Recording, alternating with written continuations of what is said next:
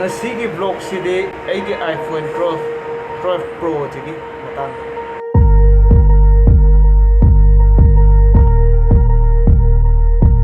mayamna paktaba battalion singda khambibam leiriba mokoina khanba ta wakhanda sagatpa akoi vlogger akoina pot ama leiraga de s YouTube tagi phangbo paisa na leibu oramani hana ko no brother sija aina ngasi buk torokpada si leibagi paisa sudri aitare lifetime gi oina paisa do para aga do aidi phawna tanina ba ko maninga nappaga chachaba vlogger ama oimnina aphawbo oraga di no tha amada sangoma ani muka leiba ngambagi kepa ju lei ado sel budi mayam leiba adu ta jo sel je puthorokna bo hotna bada aigi level do yogdaba haitare YouTube ta paisa kya fangi haiba A to Z 100% haigamna aigi video da adu jo description da hakongge adu yingdrbe oi tadi adu yengaga loina ma khangani aduga aigi paisa lakpa khotpa jo loina utpane loida takpane adugi video du da ngasigi iPhone gi vlog haurise mamang jahi gi July tha dagini thawya me amdare thawhana ta hanjanje vlog na ra vlog me ai ka hai bolo oro paisa do phangaga la eba ko phangala ko matam je khutchi da ko lupa changwa chapi bandan do adu do pairak padi ko pithokbuda pa mu bi ne paisa do lakri ngai da di leirage na chap yung na khan bi ne ba haidi akoi palem panthong na siba ki da ba karba tawraga paisa ta laga akoi thalak pa na ta ba haidi wana huma mamal na ta laga akoi je thalak panina aduna mu aina jo mu makhoi da mu si lebiu si tobiu si pibiu haibja haibe jingam da ba adugi mathakta mu ai jo mu wana asengba huma mamal na talapa paisa ni na khumra iPhone leibedo pamuri ne yamdra da tha makhai mukti oramne khutchi da paisa je thammaga lupa mu ja thokta bida kari tawjige na khalla leiba tawning madi yamna leiba ado paisa na khaji kitang leiba as paisa pairaga saba matha jedi hajanna sae supai paidana saba matha dudi upai sungai letramne matha din sungai sadre dana ko sidi paira sabnina karamada thajajige karamada sijanajige business ta thajajira ai apama je leirajira natraga yumda thajajira khalla matungda as sidi yum hana sarage na 3 October 2022 da leiba fibam yum saba horopage plan da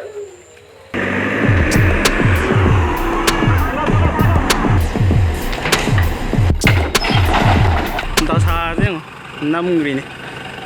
JCB na do tingkhat pangandre yang wang khala de swai lawe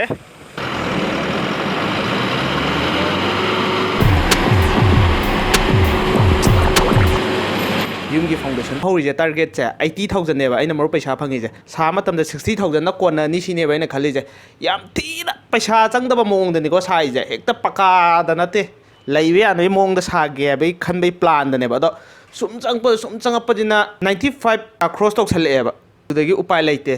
akhoi baba ju ai ju yauna sujallai si ge je baba ba ne changkalai ne si pare adudagi arang sigi yot haiba ja si jo jogali ma mystery ma khatang ni e adu baba ba ni yauraga haira ahama da punna mi taruk suram bane ba khoi ge tor koina sure aju pokha ina sigi structure ni lai je do nung khara le me paisa je as to upata ngai nang go ga law hauti haure thaba wana so ne stum ga nu ngai re amung ga taina ka tungi ni sumna kan gi sida ko si hana drain oi dana ko si de makha lu na tawda gare paisa ga se oi da hajan gra bai ta adune makha kam kan dong ngam manoi de yengminarse aduga handak chegi yoksang yodringa da de iPhone ama leini na target se thammaga thabak se sudarak paneba aduga ai business idi yam ka henna upgrade oi deba mayam dong na link na leiteba haidi yamna investor ga tawba ngam na tek no mai chara ta mi mong da leba ai business se aduna sina di tungjan bangam dre aduga ishona chana na ko daw ya dana ai hana gi pipe ki thabak to adugi phone tarok paneba aduga daw ya bage pipe ki thabak mafam ohumda sure adui paisa do pulap punjalaga aigi saving khara lai do punjalaga iPhone ama leibagi paisa di sure eba ahan ba leibajina lupa lising kun muk hen duine ba use leiraga na lupa lising kun muk ta duine ba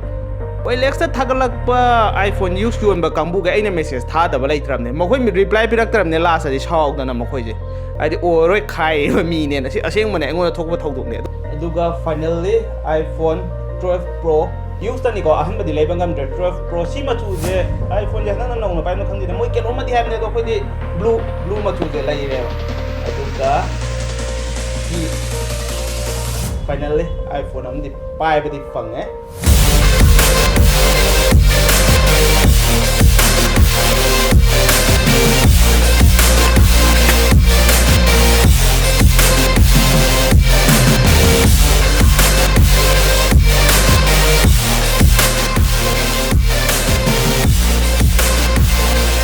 ado iPhone je sing na haragari magi logo je sigi damakta laibadi natte magi video camera quality je sigi damakta laibna hade noine khangi du mangai pakta ba thoi ai hak se video number da pakcha draga jo ai hang na di yam ti pam jai ai na khangi du ni ko aduna video nam na bagi damakta khatan laibne ba iPhone lai na bi damakta ai ki kidney di bandok thamau dre